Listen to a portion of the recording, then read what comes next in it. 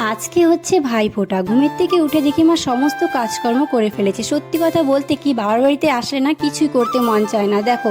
তবুও মা আমার হাতে হাতে অনেক হেল্প করছে। তো আমি যেহেতু এখন স্নান টান করে ফেলেছি, সেই জন্য ভাবলাম যে ঘরটাও বসিয়ে নিই। এখানে দেখো নাড়ু, মোয়া, তারপরে জিলিপি সব কিছু রেডি করে নিয়েছি। দেখো আমার সব কিছু কিন্তু রেডি করা হয়ে গেছে। একটু পরেই দেখো ভাইরাও কিন্তু বসে পড়েছে। তো বড় ভাই এটা আমার। তো প্রথমে বড় ভাইকে ভাইফোঁটা দিয়ে দিলাম, তারপরে আমার ছোট ভাই।